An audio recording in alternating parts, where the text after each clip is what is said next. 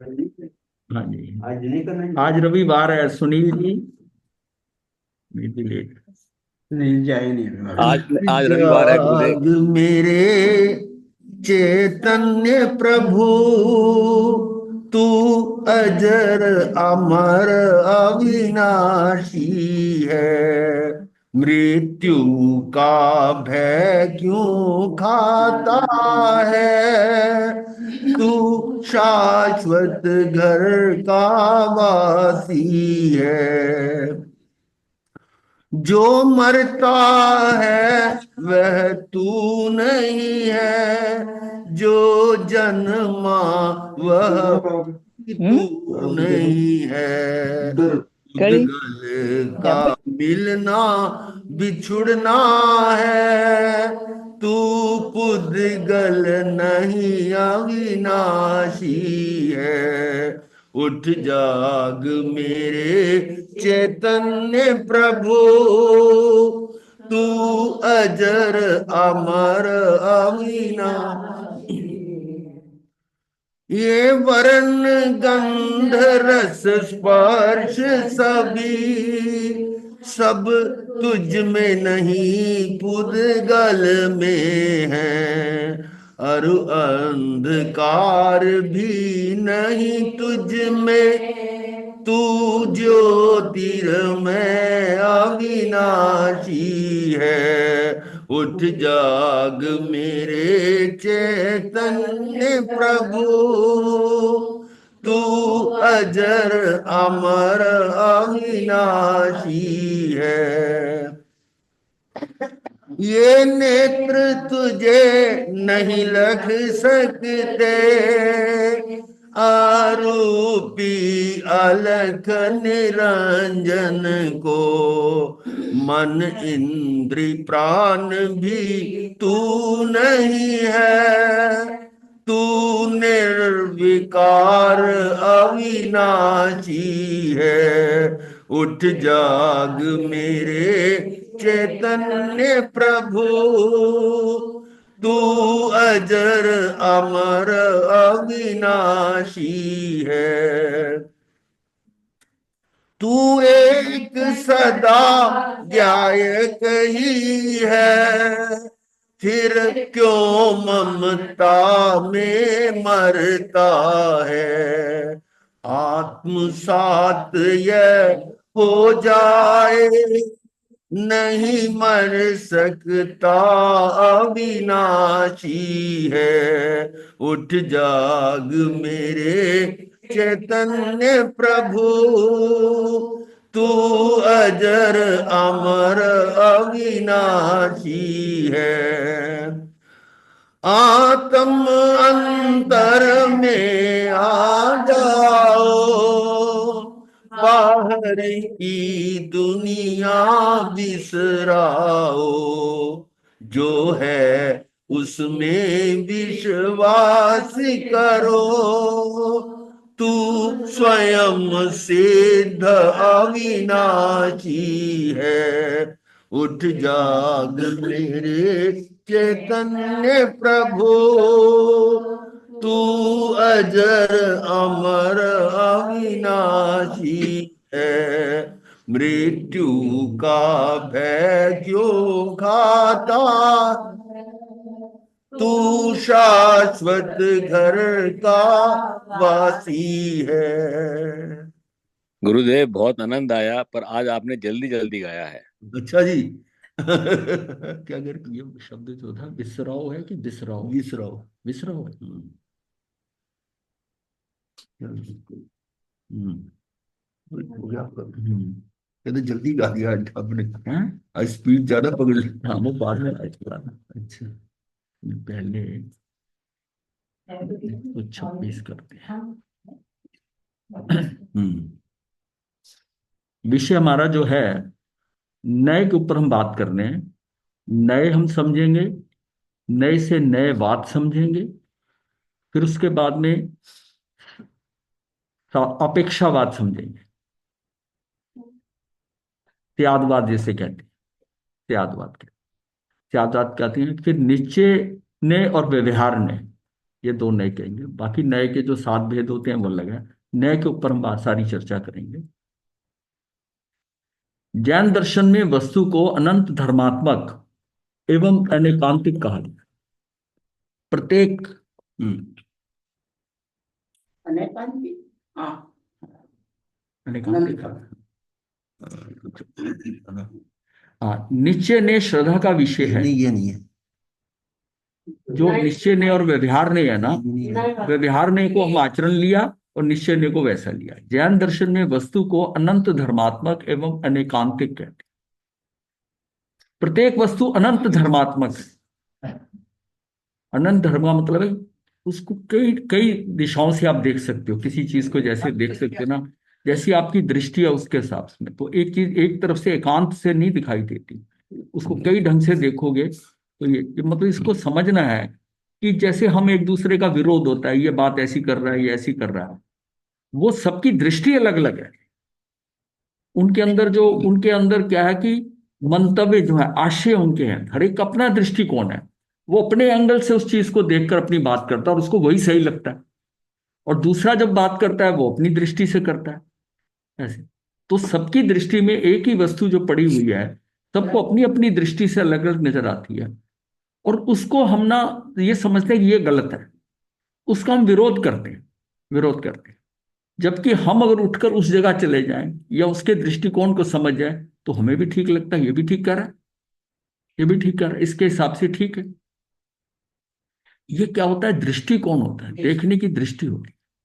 जिसने दृष्टि देखी उसकी दृष्टि वैसी हो जाती है, उसी हिसाब से वो उस लाइन पे चलता है और पूरे निर्णय वैसे ही लेता है।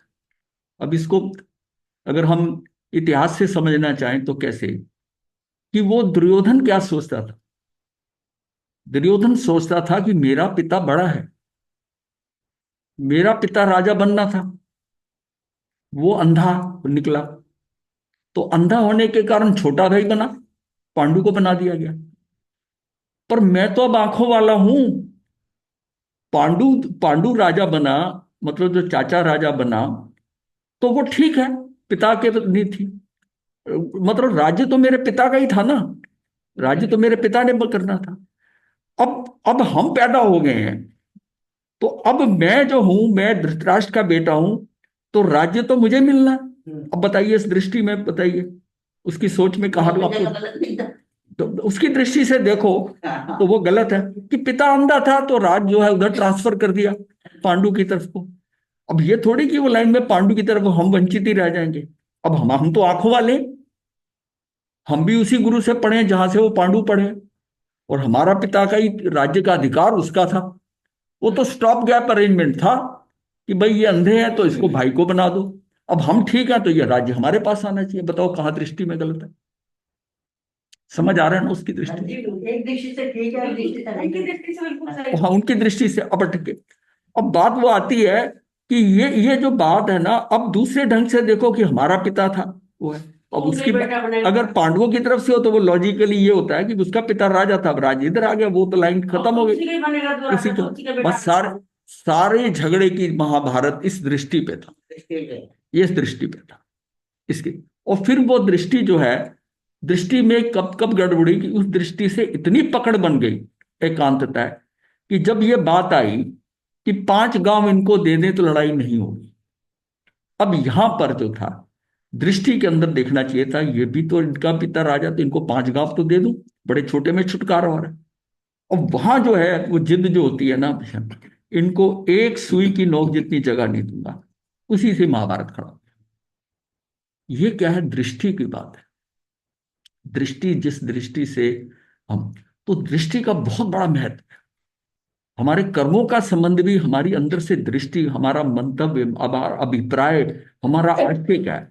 उसी काम को करते हुए मेरे कर्म बहुत थोड़े से बन सकते हैं, उसी क्रियाओं को करते हुए मेरे कर्म बहुत ज्यादा बन सकते हैं। अगर मेरे अंदर के जो है ना, सोच जो है, इसको सोच कहते हैं, सिंपल वर्ड में कहेंगे मेरी सोच क्या है, मेरी सोच क्या है। वही युद्ध महाभारत का पांडवों ने लड़ा, वही कौरवों ने लड़ा, दोनों तरफ के लोग मारे गए, लेकिन पांडवों की सोच गलत नहीं थी। वो तो अपनी सुरक्षा या 5 गांव मांग के भी लड़ाई हो ही ना, और लड़ाई के मैदान में हथियार भी डाल दिए थे कि हमने लोगों को नहीं मारना है, सब अपने हैं। लेकिन फिर भी युद्ध हुआ।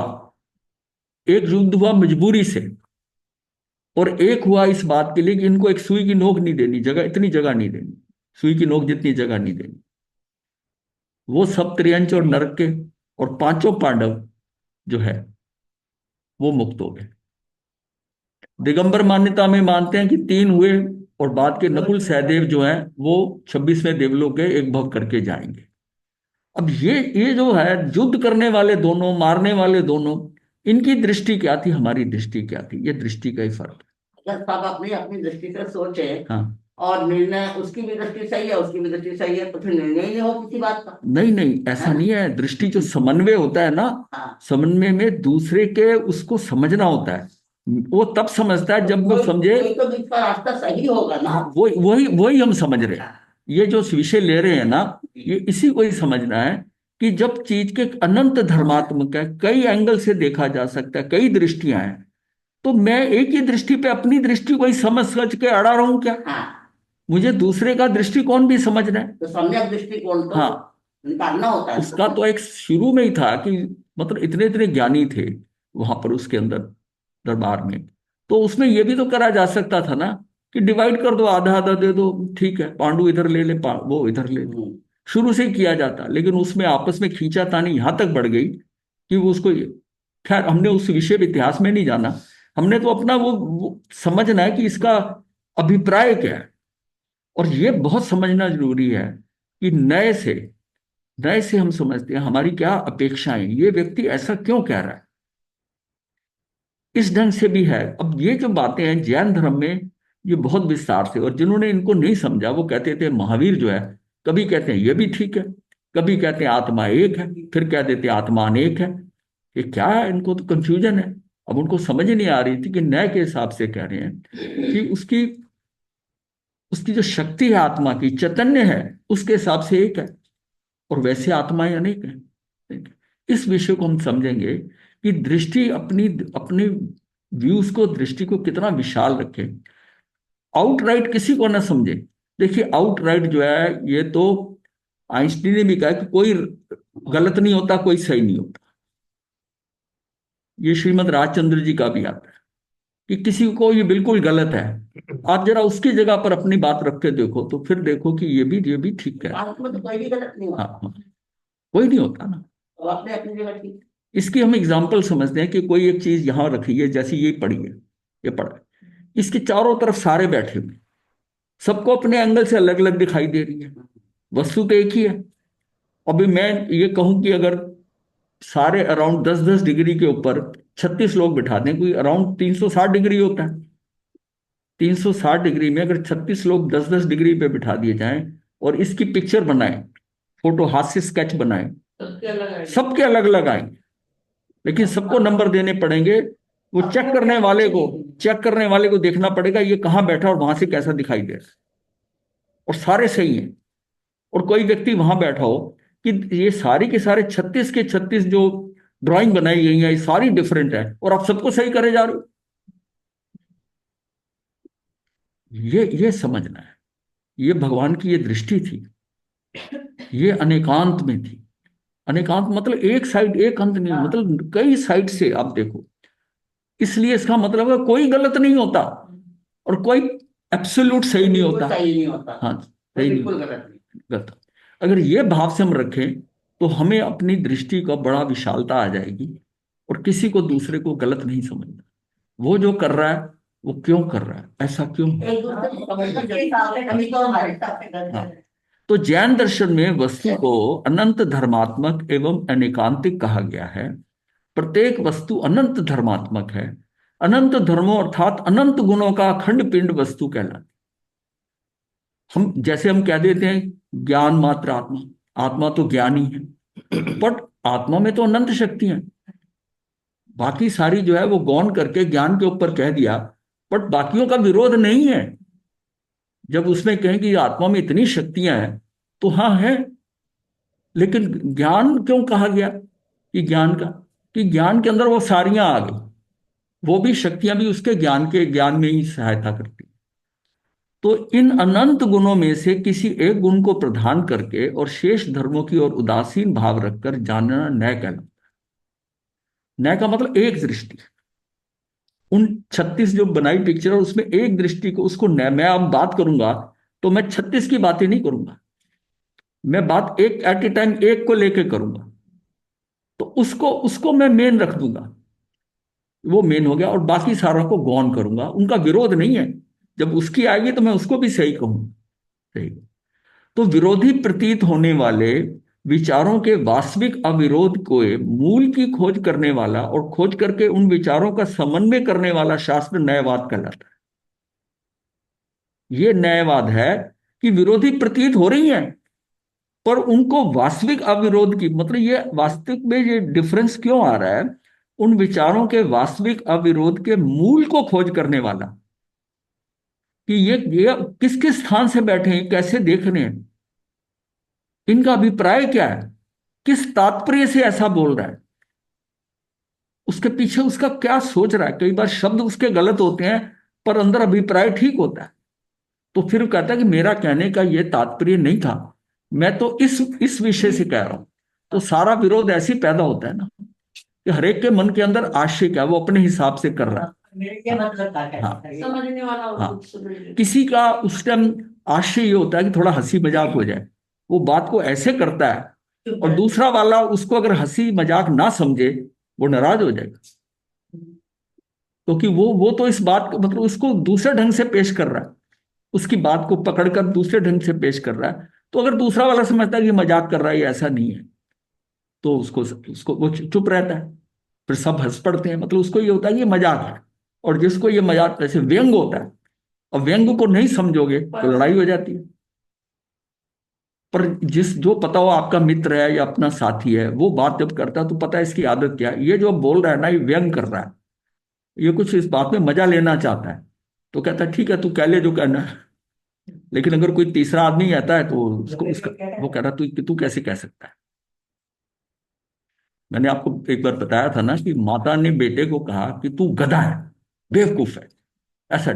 वो हंस के चला गया। वो पड़ोसन देख रही थी। एक दिन ऐसी बात हुई, पड़ोसन ने उसे कह दिया तू गधा है। वो तो लड़ पड़ा उससे, तू कैसे कहती है कि गधा, तू तू तेरी क्या मजाल की मुझे कह दे गधा।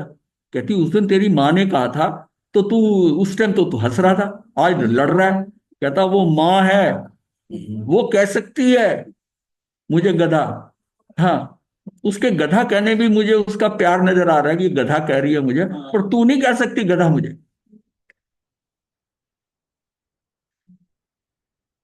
तो विरोधी प्रतीत होने वाले विचारों के वास्तविक अविरोध के मूल की खोज करो। मूल करो कि एक्चुअल बात क्या है, पीछे इसके बात क्या है, और खोज करके उन विचारों का समन्वय करना। उसको बेल बेल करके समन्वय करोगे, संगति बिठाओगे कि ये क्यों कह रहा है ऐसा। समन्वय करने वाला शास्त्र न्यायवाद कहलाता है। और उदाहरणतः क्या, आत्मा के विषय में ही परस्पर विरोधी मंतव्य मिलते हैं। कहीं आत्मा एक है ऐसा कथन है, तो अन्य स्थान पर आत्मा अनेक है, अब ऐसा लिखा आता है। ऐसा कथन मिलता है, आत्मा की यह एकता और अनेकता आपस में विरोधी प्रतीत होती है। ऐसी स्थिति में न्यायवाद ने यह खोज की कि यह विरोध वास्तविक है या नहीं। अगर यह वास्तविक नहीं है तो इसकी संगति किस प्रकार से हो सकती है, उसकी संगति बिठानी पड़ेगी। कि अगर आत्मा को एक कहते हैं तो द्रव्यतः कहते हैं, और अनेक कहते हैं तो पर्याय से कहते हैं। जब हम कहते हैं प्रति समय पर्याय जो है वो डिफरेंट है द्रव्य, तो अगर पर्याय के हिसाब से कहते हैं तो उस हिसाब से डिफरेंट हो जाता है।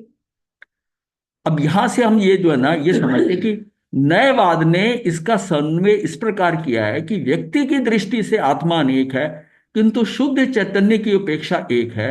इस प्रकार समन्वय करके न्यायवाद परस्पर विरोधी दिखाई देने वाले वाक्यों या विचारों का अविरोध सिद्ध कर, कोई विरोध नहीं है ऐसा करने में। और उसको अब समझे कि हाँ ये इस कारण इसको ऐसा कहा जाता है और इस कारण ऐसे कहा जाता है, दोनों बातें ठीक है।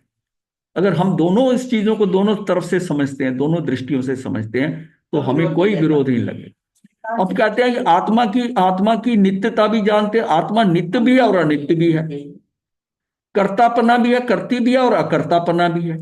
ये आदि मंतव्यों का अविरोध भी न्यायवाद घटित करता है। इस प्रकार के अविरोध का मूल विचार की दृष्टि तात्पर्य में रहता है। इस दृष्टि को अपेक्षा कहा जाता इस अपेक्षा से इधर है। जैसे कोई कह दे कि भाई ये वहां से आते हुए, ये मलेरकोटला से जाते हुए, ये ना कहे, और ये कहे कि इस सड़क में जो है लुधियाना मलेरकोटला सड़क है, तो इसके जो है ये बाईं ओर है, इसके बाईं ओर है, लुधियाना मलेरकोटला सड़क के बाईं ओर क्या है, अधीश्वर धाम है। अब जो लुधियाना बैठा है वो कहता है दाईं ओर है। हाँ, वो दाहिने रहेगा, बाएं। हाँ? तो उल्टा कह रहा तू। हाँ, और जो मलेरकोटला में बैठा है वो कह रहा है बिल्कुल ठीक कह रहा है, ये बाईं ओर ही है, वो करते हैं। वो उधर से देख रहा है। तो इसलिए अगर जो बताने वाला अगर ये कहे कि अगर हम मलेरकोटला से आते हैं तो ये हमारे बाईं ओर पड़ता है, और लुधियाना से आते हुए हमारी दाईं ओर पड़ता है, बात क्लियर हो जाती है। अगर उस बात को वो ना बताए तो वो गड़बड़ हो जाएगी, ठीक है। गड़बड़ हो जाएगी। ठीक है, ठीक है। तो कर्तापना आदि मंतव्यों का अविरोध भी न्यायवाद घटित करता है। इस प्रकार के अविरोध का मूल विचार की दृष्टि तात्पर्य में रहता है। इस दृष्टि को अपेक्षा कहा जाता है, और इस कारण ही न्यायवाद अपेक्षावाद भी कहलाता है। यहां तक हम करते हैं कि ये जो है ना, यहां बात आई कि न्यायवाद और अपेक्षावाद ये दो चीजें यहां पर हैं। इसको हम यहीं छोड़ देते हैं, और इसके बाद 127, हाँ ये क्या, 12 पेज हो गए। हाँ। हम्म, इसका जो है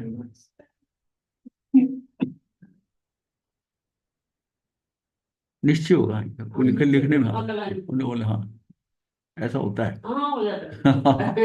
आज देखो, आज तक नोटिस नहीं किया। अब न्यायवाद को भी समझ लें। संक्षेप में न्यायवाद की व्याख्या इस प्रकार की जाती है: विरोधी प्रतीत होने वाले विचारों के वास्तविक अविरोध के मूल की खोज करके उन विचारों का समन्वय करने वाला शास्त्र न्यायवाद कहलाता है। ये अब तक हम जाना है कि न्यायवाद क्या है। उदाहरणतः आत्मा के विषय में ही दो परस्पर विरोधी मंतव्य मिलते हैं। कहीं आत्मा एक है ऐसा कथन है, तो दूसरी जगह आत्मा अनेक है ऐसा कथन मिलता है। आत्मा की ये एकता और अनेकता आपस में विरोधी प्रतीत होती है। ऐसी स्थिति में न्यायवाद ने यह खोज की कि यह विरोध वास्तविक है या नहीं। अगर यह वास्तविक नहीं है, हम ये समझते हैं कि अगर भगवान ने कहा है तो ये गलत तो होगा नहीं। अब कोई और व्यक्ति कोई बात करे, ऐसा बताए ये भी है ये भी है, तो हमें संदेह होता है कि ये पता नहीं क्या कह रहा है, गलत कर रहा है। क्योंकि ये भगवान ने बताया है और आगमों में है, तो हम ये तो मान के चलते हैं कि है तो सही, है तो ये सही। अब इसको समझना, इसकी संगति बिठा कर कि ये कैसे कहा उन्होंने दोनों जगह पर। तो इस कथन का दूसरी जगह मतलब जैसा है ना, ऐसी स्थिति में न्यायवाद ने यह खोज की है कि यह विरोध वास्तविक है या नहीं। अगर यह वास्तविक नहीं है तो इसकी संगति किस प्रकार से हो सकती है, किस प्रकार से इसकी संगति बिठाई जाए। तो न्यायवाद ने इसका समन्वय इस प्रकार किया कि व्यक्ति की दृष्टि से आत्मा अनेक है किंतु शुद्ध चैतन्य की अपेक्षा एक है। ये हम पीछे कराएं। इस प्रकार समन्वय करके न्यायवाद परस्पर विरोधी, जो परस्पर विरोधी दिखाई देने वाले वाक्यों या विचारों का अविरोध सिद्ध करता है। जो परस्पर विरोधी दिखाई देने वाले वाक्यों का विचारों का अविरोध सिद्ध कर देता, कोई विरोध नहीं करता। इस प्रकार आत्मा की नित्यता अनित्यता, कर्तापना कर्तापना आदि मंतव्यों का अविरोध भी न्यायवाद घटाता है। इस प्रकार के अविरोध के मूल विचार की दृष्टि तात्पर्य में रहता है। उसका एक्चुअल क्या है कि अविरोध मूल जो है ना वो विचारक की दृष्टि में रहता है। इस दृष्टि को न्यायवाद शास्त्र में अपेक्षा कहा जाता है, और न्यायवाद अपेक्षावाद भी कहलाता है। ये हमने डिटेल में कर लिया है। अब हम देखते हैं कि शब्द आता है तत् अतत्, एक अनेक, सत असत के द्रव्य क्षेत्र काल भाव से 8 भंग, नित्य नित्य के 2 भंग, इस पर मिलकर 14 भंग होते हैं। स्यादवाद में 14 भंग आते हैं ना, 14 उसको एक्सप्लेन करने के अंदर ये 14 भंग होते हैं। इसको, इसी वस्तु को मैं तत्व भी कहता हूं। हाँ, तत्व का मतलब वो है, अतत्व का मतलब अभाव है उसका। जैसे कहते हैं इस चीज का तत्व क्या है, तो मतलब वो उसकी प्रेजेंस में उसका सार क्या है, उसका मर्म क्या है। तत्व है, अतत्व भी है, एक और अनेक भी है, सत्य और सत्य भी होता है, नित्य अनित्य भी होता है। अब ये सारी चीजें जो है ना, इन 14 भंगों में ये बताया गया है कि एकांत से ज्ञान मात्र आत्मा का अभाव होता है और अनेकांत में आत्मा जीवित रहता है। वो ये कहते हैं एकांत से क्या कहते हैं, एकांत से लें कि ज्ञान मात्र आत्मा का अभाव। ज्ञान मात्र कहने से वो आत्मा का अभाव हो जाता है। तो हम क्या कहते हैं, ये आत्मा ज्ञान मात्र है। अब ज्ञान करोगे तो पता है ज्ञान के कारण ये थोड़ी कि कोई जीवित है, ज्ञान कह दिया, आत्मा ही ज्ञान है, ज्ञान ही आत्मा है। तो इसका, उसमें आत्मा का अभाव होता है। और अनेकांत में आत्मा जीवित रहता है, अनेकांत के हिसाब से उसके अंदर चैतन्य है, वो बाकी सारी चीजें भी बाद में आती है ना। अगर चैतन्य की बात करते हैं तो ये जीवित है, और ज्ञान की बात करते हैं तो फिर यहाँ का पक्का ये कहाँ हुआ। अर्थात एकांत से आत्मा जिस स्वरूप है उस स्वरूप नहीं समझा जाता, स्वरूप में परिणमित नहीं होता। अनेकांत से वह वास्तविक स्वरूप में समझा जाता है। अगर एकांत की बात करेंगे तो पूरा समझ नहीं आएगा कि ज्ञान मात्र। बाकी सारे जब बोलते हैं कि इसमें चैतन्य भी है, ये करता हरता डरता नहीं है, ये सारी जो चीजें जब आती हैं इसका मतलब है कि ये जीवित है, ये जीव है, जीव है। तो इस स्वरूप में परिणमित होता है। अब ये इसके आगे है वस्तु, स्व वस्तुपने तत् है। वस्तु जो है वो स्वपने से तो तत् है, वो मौजूद है ना स्वपने से। और पर वस्तु से अतत् है, अर्थात नहीं है। अगर पर के हिसाब से बात करते हैं तो इसमें नहीं है। और ये जैन दर्शन की मूल बात है कि ये महत्वपूर्ण सिद्धांतों को स्थापित करता है। जैसे कि अब यहां से समझिए कि निमित्त से उपादान में कुछ नहीं होता, निमित्त से उपादान में कुछ नहीं होता, निमित्त उपादान में कुछ भी नहीं करता। ये दोनों कितने उल्टे सेंटेंस। लेकिन अब आप निमित्त उपादान समझ गए हो ना। तो ये देखिए ये कैसी बात है कि निमित्त से, जो निमित्त आता है उससे मेरी योग्यता में मतलब उपादान में कुछ नहीं होता, निमित्त मेरे में कुछ नहीं कर सकता। और ये भी है कि निमित्त जो है उपादान में कुछ भी नहीं करते, और निमित्त से उपादान में कुछ नहीं होता। दोनों एक ही चीज नहीं है। हाँ ये थोड़ा सा उपादान निमित्त के बिना काम नहीं करता, ये भी तो लिखना चाहिए। निमित्त से, हाँ वो देख, इसको वो नहीं बताया जा रहा। आपने दोनों हाँ दोनों दो हाँ, मैं देख रहा हूँ, एक मिनट देख रहा हूँ, लिखने में होता है निमित्त से उपादान में कुछ नहीं होता, निमित्त उपादान में कुछ उपादान, भी। हाँ उपादान पहले लिखो कि उपादान निमित्त के बिना कुछ नहीं हाँ, करता। ये शब्द उल्टा करना पड़ेगा। हाँ, हाँ उल्टा हाँ, करना। उपादान निमित्त में कुछ भी नहीं करता। हाँ ये ठीक है। तो हाँ, तो व्यवहार से निश्चय नहीं होता, सब कुछ क्रमबद्ध ही होता है। ये किस लिए हम कह रहे हैं कि तत् तत् में निमित्त निमित्त के स्थान से और व्यवहार व्यवहार के स्थान में, परंतु ये ज्ञान के परगेपने ही है, स्वगेपने नहीं है। ज्ञान अपने सामर्थ्य से ही प्रति समय केवल ज्ञानपने परिणमता है, उसे परज्ञों की अपेक्षा नहीं है। अब इसको यहां से लेते हैं, तत् अतत्। तत् अतत् वस्तु के धर्म है, तो तत् है वही, वही अतत् है। जो तत् है वही अतत् है। आत्मा ज्ञान स्वरूप से अंदर से तत् है, तथा परगे से अतत् है, यानी कि अभाव स्वरूप है।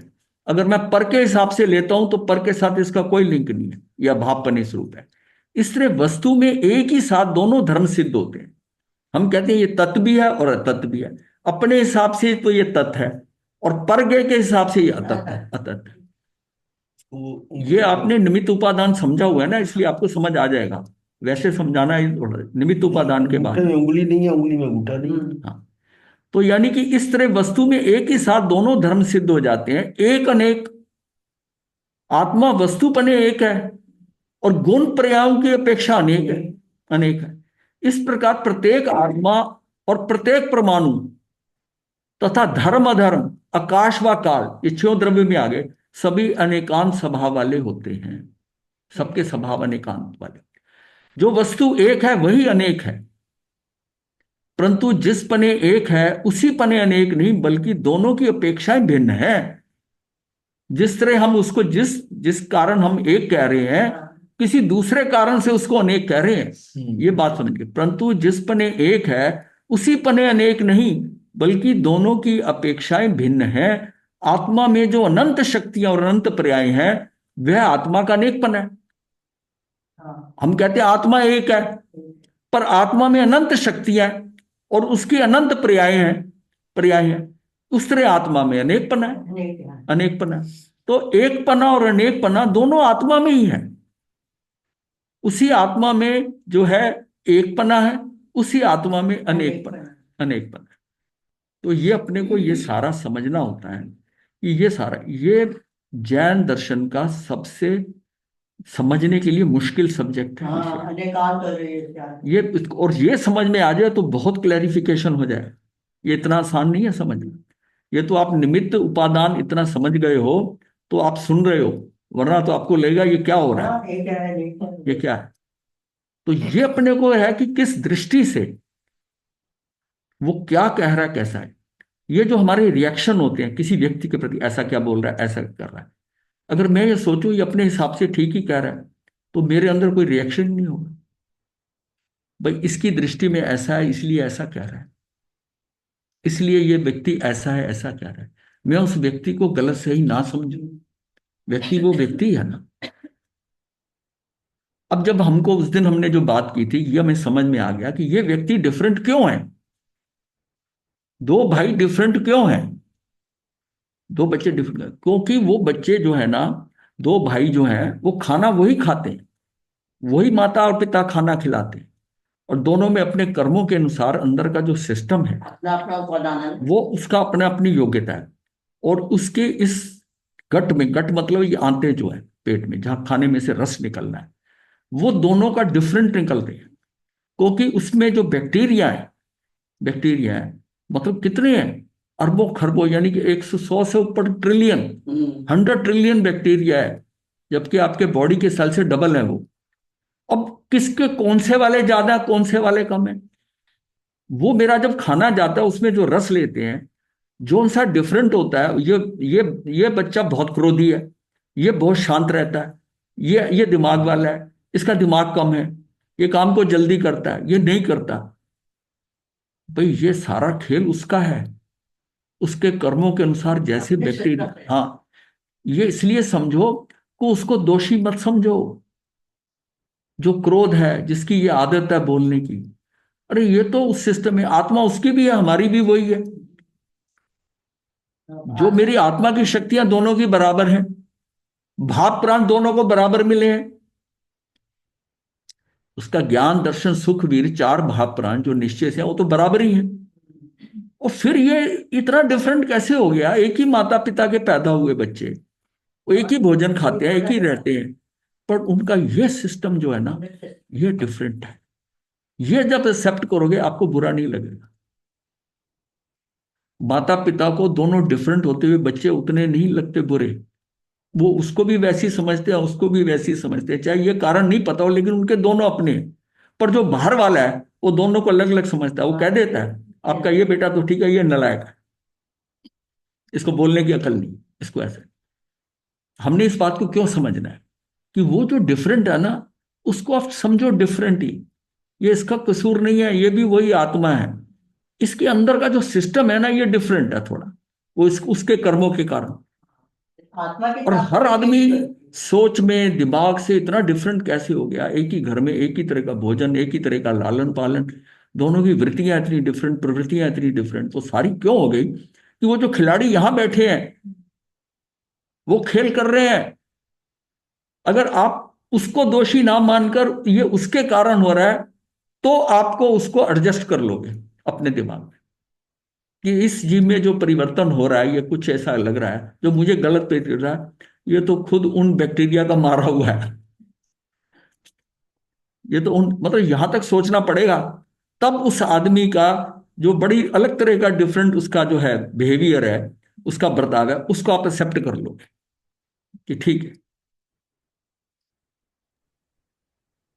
उसको। मत्स्यगंधा में गुरुदेव, हाँ जी। गुरुदेव इसमें पूर्व जन्म के संस्कार भी तो हो सकते हैं ना, जो अलग अलग बिहेवियर अब वो करते कर्म हैं। तो है ही है। अब उसकी जो बॉडी का जो अंदर जो बने हैं, जो उसको नीचे अंदर सारा सिस्टम मिला है, वो थोड़ा तो डिफरेंट होगा ना। नामकरण सबका अलग अलग है। आपको पता है ना कि आपको तो, आप तो डॉक्टर हैं, कि इन बैक्टीरिया की डिफरेंट कॉलोनीज है। हाँ जी है। वो कॉलोनीज के अंदर किस में कम हो गया किस में ज्यादा हो गया, कौन हमारे भोजन में से क्या चीज लेकर ऐसा बना देता है, ऐसा हार्मोन बना देता है, ऐसा केमिकल जनरेट कर देता है कि वो मेरे अंदर का सारा सिस्टम दिमाग तक, ये जो आते हैं ये दूसरा दिमाग है। यहां से जो केमिकल जाकर दिमाग में जाते हैं उसकी सोच वैसी हो जाती है। अब दुर्योधन की सोच क्यों डिफरेंट थी, वो किस एंगल से सोच रहा है, उसके अंदर जो हटके या इन चीजों के जो केमिकल हार्मोन्स बन रहे थे वो उसके कारण उसका फंक्शन डिफरेंट हो रहा है। ये हमें समझ क्यों आ रहा है कि आत्मा के हिसाब से तो युधिष्ठिर और दुर्योधन में कोई फर्क नहीं है, हाँ दोनों की शक्तियां वही है, जी। भाव प्राण वही मिले हैं। तो फिर ये उल्टा क्यों समझ रहा है? उल्टा नहीं है, उसका सिस्टम वैसा है, उसका सिस्टम वैसा है। बच्चों ना भी हाँ जैसे एक परिवार में हाँ कई बच्चे, अब तो खैर कई बच्चे होते ही नहीं है, हाँ तो अब ये सब चीज तो पेरेंट्स को भी समझनी होती है ना। किसी को तो वो अच्छा श्रेय दे देते हैं, फिर कहते हैं मूर्ख है, बेवकूफ है हाँ। है ना, तो उसका तो पूरा लाइफ उसी में चला जाता है ना। ये वो तो वैसे ही अपने को समझता है, हीन बनता जाता है, हीन बनता जाता ये है। बात कितने लोगों को पता है कि इस बच्चे के अंदर के जो बैक्टीरिया है, बैक्टीरिया जो है वो बैक्टीरिया डिफरेंट है।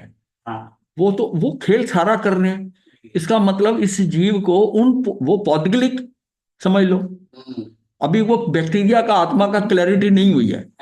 मैं चलो एक सिस्टम है, वो उसको अपने कर्मों से ही वो मिला है, उसकी फंक्शनिंग वैसी है, उसका शरीर डेवलप होता है। अब आप दो पौधे लगाते हो, एक पौधा कितनी तेजी से बढ़ रहा है, हमने देखा कि 5 गुना बढ़ गया, वो इतना ही कि उतना, ये तो हमारे यहीं पर ही हो रहा है। अब उसका डीएनए या उसका स्ट्रक्चर कैसा है कि वो उतना बढ़ ही नहीं पाएगा, उस हिसाब से उसका शरीर वैसा नहीं होगा। अब हम कहें ये अच्छा है ये खराब है, ऐसा नहीं। मतलब हमने इसको समझ कर ना अपनी दृष्टि को विशालता लानी। पहले के पेरेंट्स होते थे ना, वो पढ़े लिखे कम होते थे, लेकिन ये चीज उन्हें समझ होती हाँ थी। समझती, वो कहते थे वो इसको ये जैसा है ना इसको ऐसे ही रहने दो, हाँ, इसको ज्यादा कंपैरिजन नहीं करते थे। आज का जो है ना ultimate में कंपैरिजन कंपटीशन का मुकाबला है, उसको उसको खराब कर रहे हैं। उसको कहते हैं देख ये इतना पढ़ रहा है, कर रहा है, वो समझो कि इसकी बैटरी अलग है, इसकी बैटरी अलग है। अब इसकी बैटरी में उतना करंट निकालने की कोशिश करोगे तो ये बेचारा दुखी हो जाएगा। दोनों को अलग अलग माता पिता, अगर जो माता पिता उसका तुलनात्मक नहीं करते दोनों बच्चों को, टीचर हो या माता पिता, तो वो दोनों को तुलना तुलना करते करते दोनों के अंदर इतना विरोध पैदा हो जाएंगे, एक दो दूसरे से बचपन में दुश्मन बन जाएंगे, और बड़े होकर उसका रिजल्ट आए कि तेरे कारण मुझको घर में गालियां पड़ती रही, तू बहुत पढ़ाकू था ना। वो आपस में लड़ते हैं। मान के चलो कि इसकी फील्ड अलग है, उसकी फील्ड अलग है, ये अपने हिसाब से अपने कर्मों से आया, ये पता नहीं कहाँ कहाँ घूमता आया है, और ये पता नहीं कहाँ से घूमता आया है, ये हमारे पास आ गया है। बस ठीक है, इसको अपने हिसाब से जीने दो, उसको अपने हिसाब से चुनो। कई बार जुड़वा भी एक जैसे नहीं होते। जुड़िया जुड़वा की मतलब समझो, एक ही घर में जुड़वा में इतना डिफरेंस होता है। हाँ जी। एक अक्लमंद है, एक है, एक गोरा है, एक काला है, तो दोनों में इतना फर्क है। ये सारा। महाराज ये हाँ जैसे बोलते हैं जैसी संगत वैसी रंगत। हाँ, वो प्रभाव ऊपर का है, वो प्रभाव भी ऊपर का पड़ता है। वो तो जिस वातावरण में आप रह रहे हो उस वातावरण का भी प्रभाव पड़ेगा, वही चीजें ऊपर आएंगी। वो भी आपको जो कंपनी मिलती है वो भी कर्मों से मिलती है। जैसे दुर्योधन को शकुनी की मिली तो उसकी बुद्धि वैसी हो गई, ऐसे ही। हाँ हाँ ऐसा है, उसको उसके कर्म वैसे होंगे, उसको वैसे ही निमित्त मिलेगा। किसी को साधु मिल जाता है, उसकी वृत्ति बदल जाती है, पर वो बदलना तो उसी ने है ना, हालांकि उसने अपनी योग्यता से बदलना है। वो निमित्त आ जाएगा उसके लिए वैसा, आपको अच्छा निमित्त मिल जाए या बुरा निमित्त मिल जाए। और ये हमने बात करी थी जब गोत्र कर्म जानना था, कि एक व्यक्ति कहते हैं इसका गोत्र कर्म बड़ा अच्छा है। गोत्र कर्म अच्छा है तो वो क्या हुआ कि वो बड़े अच्छे परिवार में पैदा हुआ।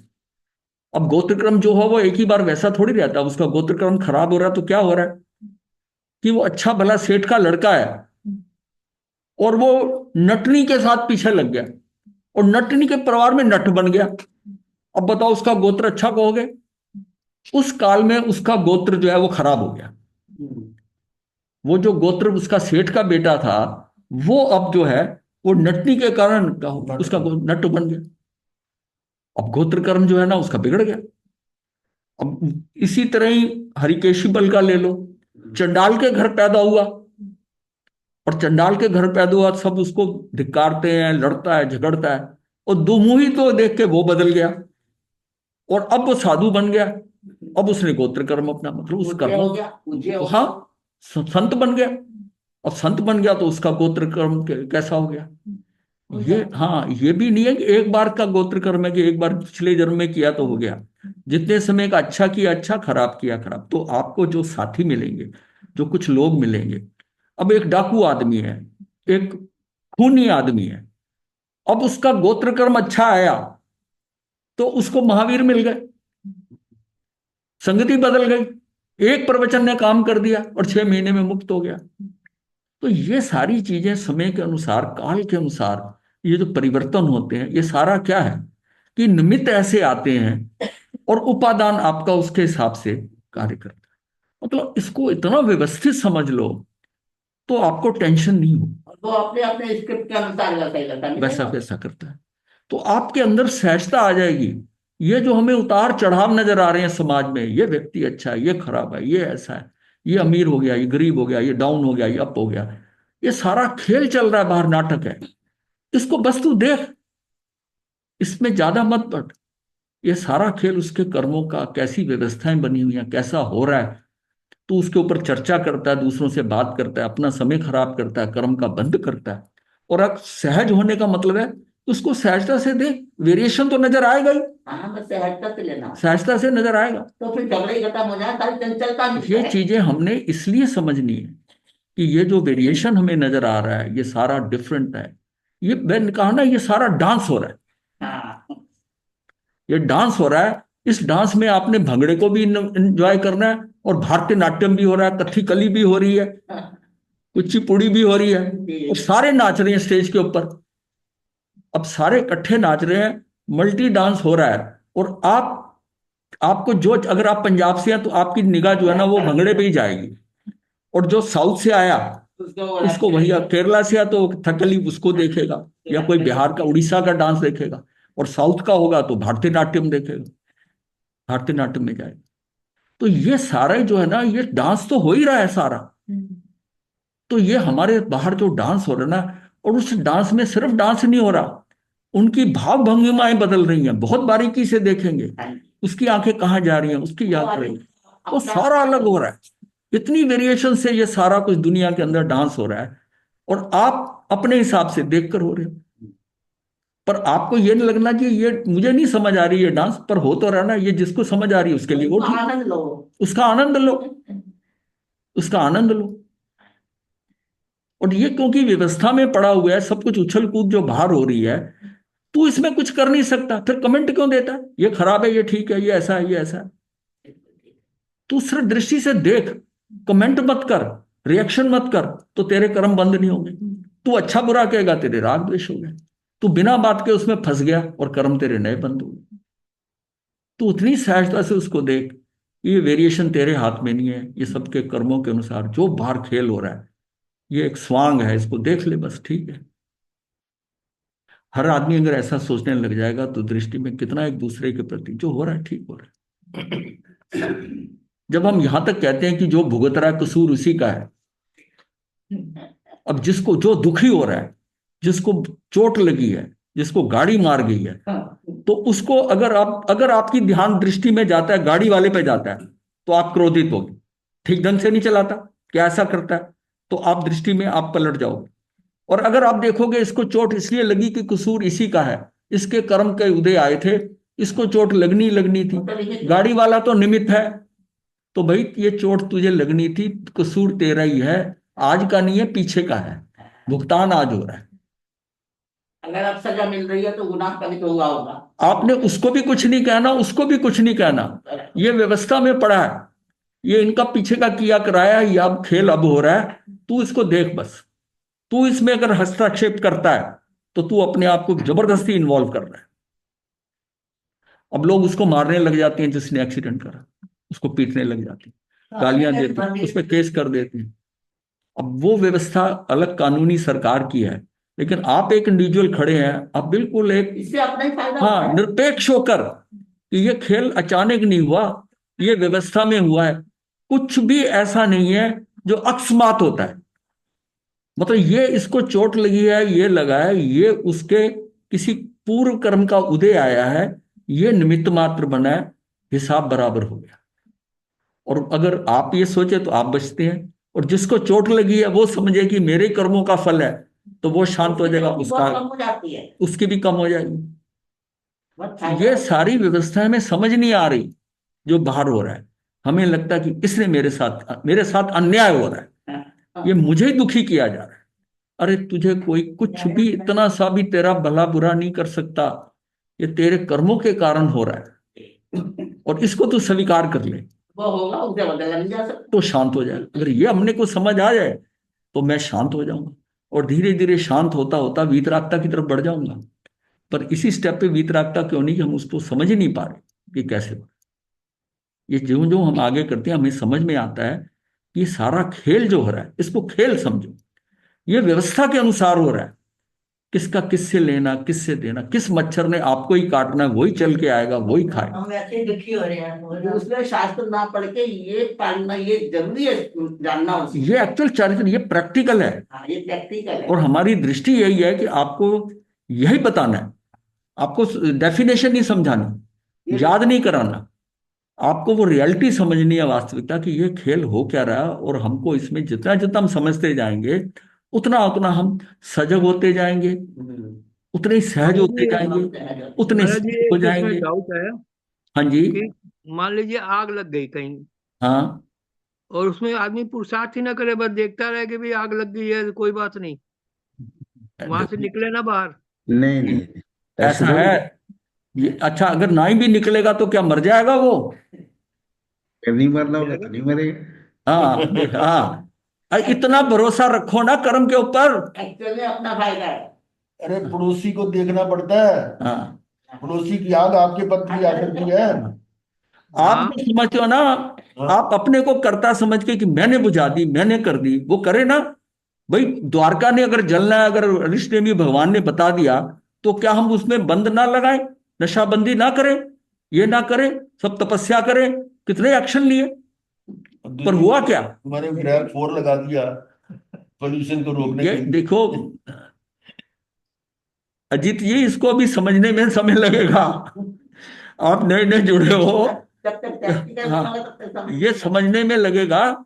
उस समय भी आप वही जो पुरुषार्थ आपकी तरफ से होना है वही हो, वो भी व्यवस्था में पड़ा। आप ये मत समझो मैं कर रहा हूं, आपका इतना भी पुरुषार्थ होगा कि एक बच्चा अंदर रह गया और सारे बहुत आग जल रही है, लेकिन आपका भाव आया कि वो जो घर का मालिक है वो चिल्ला रहा है मेरा बच्चा अंदर रह गया, कोई हिम्मत नहीं कर रहा, एक उसमें से उठा भागा, कंबल लेके अंदर भागा और बच्चे को बचाने के लिए थोड़ा झुलसा, लेकिन बच्चे को निकाल के लिया, क्योंकि उस बच्चे ने बचना था, कोई ना कोई निमित्त आना था, वो आया हुआ।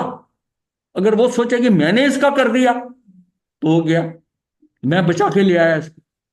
ये उस समय जो होना था करना था उसके अंदर वैसे ही उद्यत हो गया, वैसे ही उसको तेजी आ गई, इतनी भीड़ में से एक ही व्यक्ति अंदर भागा, जो उस घर के मालिक थे वो नहीं, कोई अंदर भागा, कोई और भागा अंदर। तो ये सारा जो है ना, ये इतना व्यवस्था में पड़ा है। इस व्यवस्थाओं को समझो कि मैं इतना बुद्धिमान ये सब होते हुए मेरे साथ जो कुछ हो रहा है, मैं आज जहां पहुंच गया हूं, ये क्या मैं अपने कारण पहुंचा हूं? ये सारी कर्मों की व्यवस्था है। जैसा जैसा, ये नहीं है कि मैंने पुरुषार्थ नहीं किया, मैंने जहां जहां पुरुषार्थ करा वहां वहां उल्टा पड़ा। द्वारका में उन्होंने पुरुषार्थ करा ना सारा, उस पुरुषार्थ से क्या हुआ? वो पुरुषार्थ ही कारण बन गया, वही घूम के निमित्त बन के आ गया। तो ये सारा व्यवस्था में पड़ा हुआ है, व्यवस्थाएं के समझे। अब वो तो ठीक है कि वो केवली थे, अरिष्टनेमी भगवान 22वें तीर्थंकर, तो उन्होंने बता दिया तो उनको ये पता, उन्होंने एक्शन ले लिया। हमें तो अभी कोई तीर्थंकर नहीं, हमें तो पता नहीं है, लेकिन हम तो ये मानते हैं ना कि ये कुछ व्यवस्था में पड़ा हुआ है। जो कुछ हो रहा है, जो तेरे से हो रहा है, इसको मान के चल कि जो हो रहा है वो व्यवस्था के अनुसार हो रहा है, सिर्फ मुझे पता नहीं है, मैं जितना समझता हूं उतना मैं कर लूं, उतना मैं पुरुषार्थ करूं। अगर ये बात समझ में आती है तभी आप सहज और सरल होंगे कि मैं ऐसा करता हूं, मैं ऐसा करता हूं। वो सहज हो ही नहीं सकता, वो सरल नहीं हो सकता। ये हम उस एम को लेके चल रहे हैं कि मुझको मुक्ति के लिए सजग होना है, सहज होना है, सरल होना है, स्थिर होना है। वो स्थिरता कैसे लाएंगे अपने अंदर? क्योंकि जहां मैंने आत्म प्रदेश, जरा हल्का सा झटका, हल्का सा आत्म प्रदेशों में स्पंदन किया, वही कर्म जो आ जाए, वही कर्म आपके पास आ गए, और अंदर जितने कषाय हैं उसके हिसाब से उसका स्थिति और अनुभाग बंद हो जाएगा, आप फंस गए।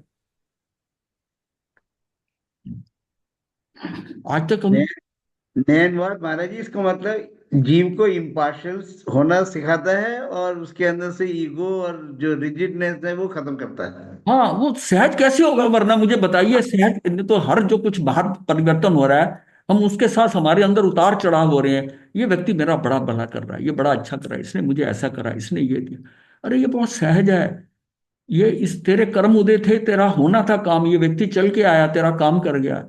तेरा कर्म ऐसा उदय में हुआ था कि तेरे काम में अटकाव पड़ना था, ये तेरा अपना ही जो है उसमें बिगाड़ कर गया, तेरा खुद स्वयं का बेटा उसमें गड़बड़ कर गया, तेरा भाई ने गड़बड़ कर दी।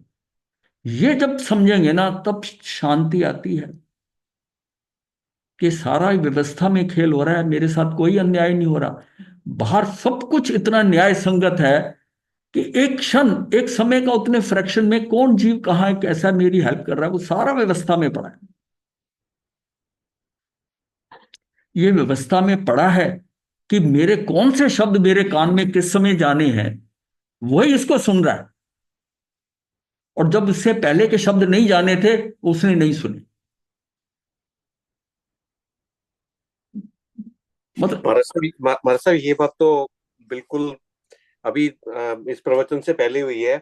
आज मेरी हिम्मत नहीं थी और 5-7 मिनट लेट ज्वाइन किया है मैंने, तो मैं 7 मिनट लेट आया हूँ आपकी वजह से ही। तो आपने जो ये बात बोली बड़ी सच है कि वो 7 मिनट का निकलना था। हाँ, जब आप देखो ना, जिसको पिता ने मना, वो रोहिणी चोर के हम एग्जाम्पल देते हैं बार बार कि उसको मना किया था कि कहीं महावीर, कहीं पर कोई प्रवचन हो रहा, तूने वहां पर कानों पे हाथ रख के जाना है, कुछ सुनना नहीं है। उसको पता था कि कहीं ये कुछ सुन के इसके अंदर पॉजिटिविटी ना आ जाए। रोहिणी चोर, आप तो खुद डाकू था वो, इसका पिता, वो उसको इतना ट्रेन करा था, चोरी में एक्सपर्ट किया हुआ था। लेकिन उस समय कैसे, देखो ना, अब कितनी चीजें फैक्टर इन होती। फिर वही बात को रिपीट करता हूं दोबारा, अंदर अंदर चली जाए हमारे, कि उसी समय पैर में कांटा लगा, हाथ छूटा कान से, और महावीर का वो सेंटेंस कि देव जो है वो धरती को छूते नहीं है, उतना ही सेंटेंस, इतने में कांटा निकल रख लिया और चला गया। उस सेंटेंस ने उसको बचाया, उसी सेंटेंस ने उसको दीक्षा दिलवा दी कि जिनके एक वाक्य ने मेरा जीवन परिवर्तन कर दिया, तो उनके साथ रहकर उनकी बुराई की मैं सुनूंगा तो मेरा तो कल्याण हो जाएगा। कैसे वो दृष्टि बदली है। लेकिन उसमें देखिए, कांटा कोई जीव नहीं था, कांटे की टाइमिंग चुभने की, वही पंडाल के पास में चुभा, कहीं और चुभता वहां निकालता, और उसमें कान में वही लाइन पड़ रही है, उसकी टाइमिंग देखो। कितना परफेक्ट व्यवस्था है। और आप सब कहते हो कि मैंने किया, मैंने ये किया। वो ये सोचे कि मान लिया रोहिणी चोर सोचे, देखा मैंने दीक्षा ली, मैंने ऐसा कर दिया।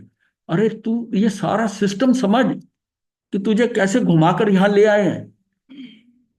और उसमें इतना परिवर्तन कि श्रेणिक राजा भी यहीं बैठे थे, वहां अपनी चोरियों को सबको उसने स्वीकार किया, पूरी आलोचना करके महावीर के सामने, और वो रोहिणी चोर जो है दीक्षित हो।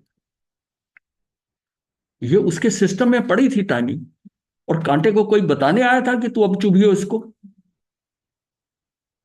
अब यहां इन एग्जाम्पल जो भगवान ने बड़ी अच्छी तरह एक्सप्लेन करी है, बार बार हम वही एग्जाम्पल क्यों लेते हैं कि उस बाकी एग्जाम्पल जो होंगी ना, वो लोगों की कल्पित है, बुद्धि से घटित है।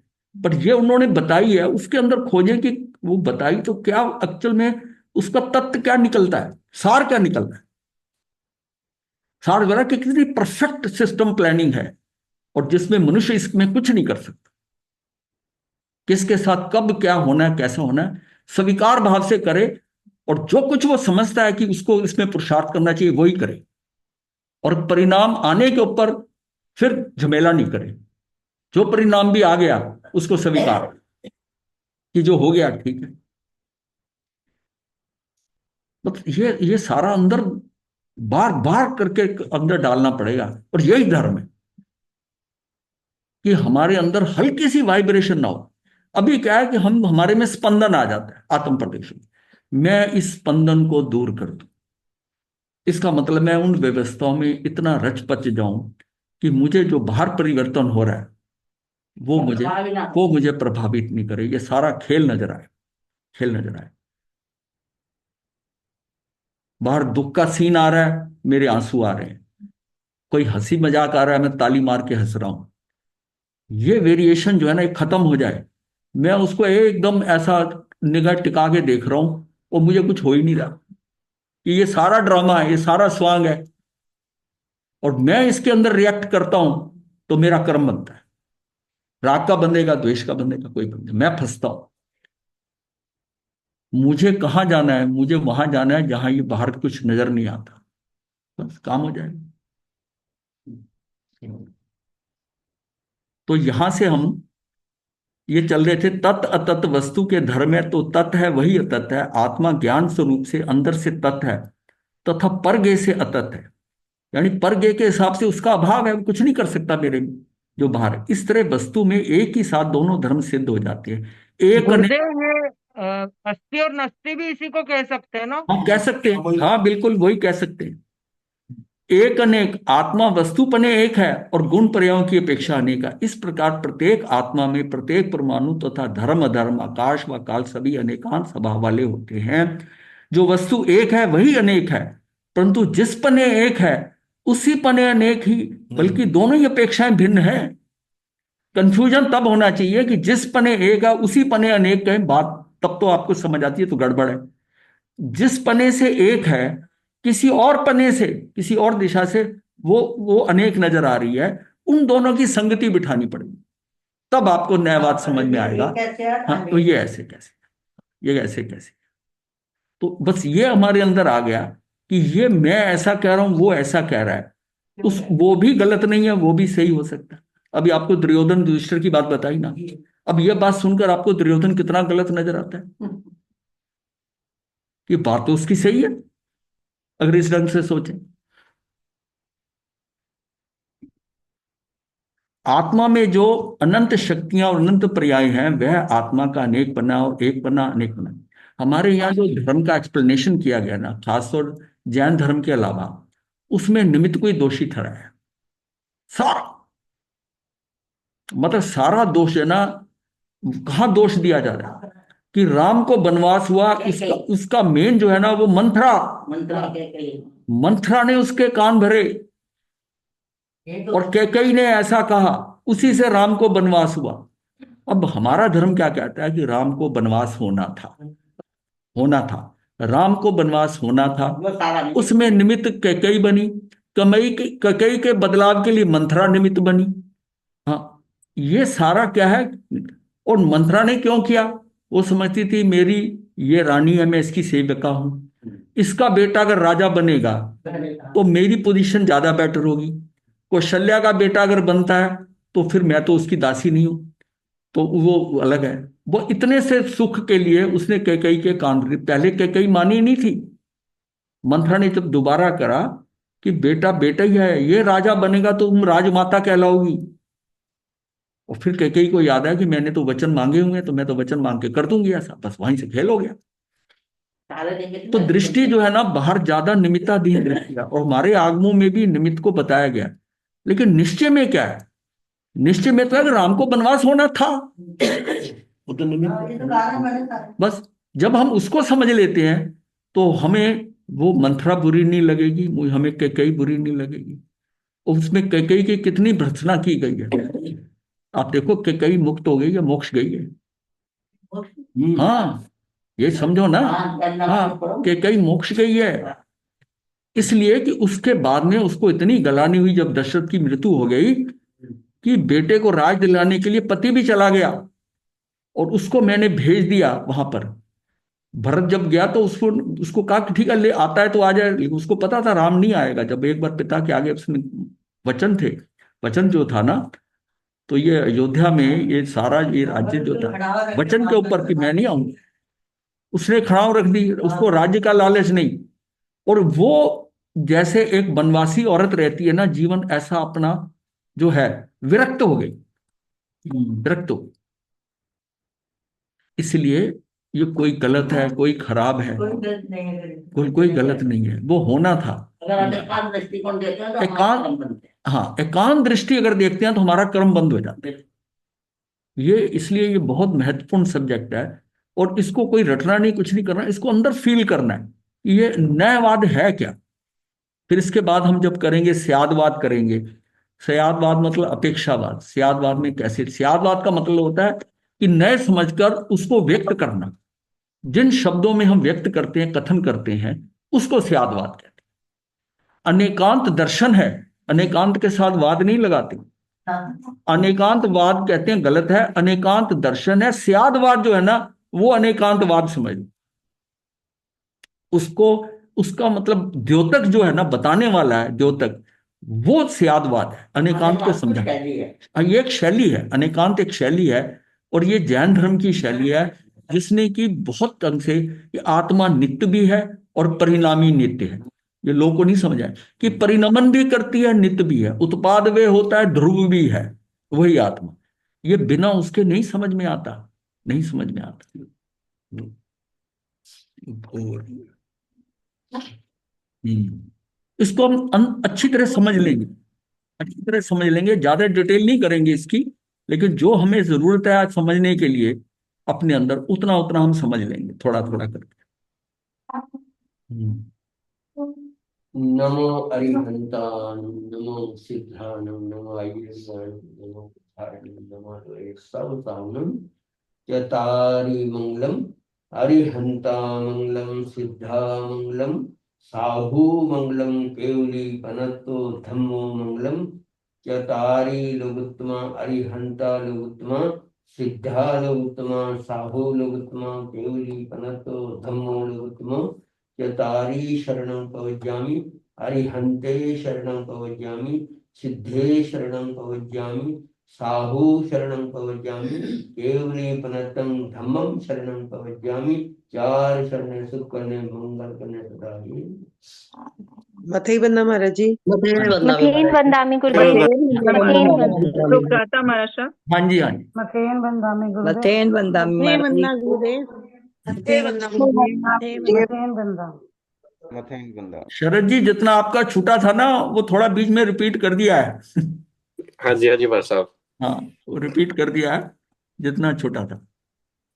ये बहुत इंटरेस्टिंग सब्जेक्ट है, ये भी ज्यादा बताया नहीं जाता। ये थोड़ा इसमें इसमें अगर आप समझ गए ना, तो बड़ी चीजें क्लियर हो जाएंगी, बड़ी चीजें क्लियर हो जाएंगी कि व्यवहार क्या और निश्चय क्या है। महाराज जी, एक रिक्वेस्ट कर सकता हूँ? हाँ, करिए, जरूर करिए।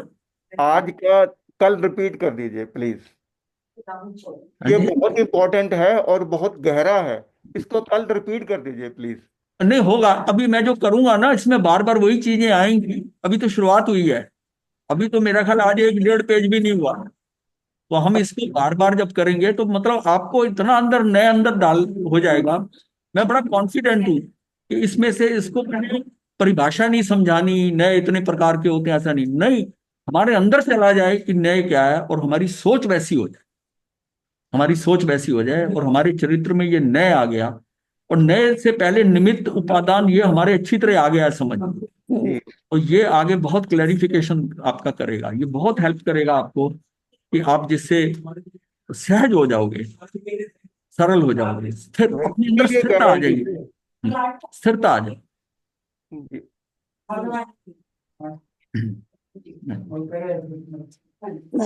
आज ना पौधे धो रहे, पौधे गंदे बहुत गुरुदेव, ये जो बैक्टीरिया की बात हो रही थी ना, हाँ, धुलाई में कर लो। 1 मिनट। हाँ जी, तो जो गट बैक्टीरिया की बात हो रही थी ना, माइक्रोबायोम कहते हैं इनको, हाँ जी। ये अपनी डाइट पे भी डिपेंड करता है ना, हाई फाइबर डाइट और नहीं, उसके माता पिता खिलाएंगे ऐसा, वो बात है ना।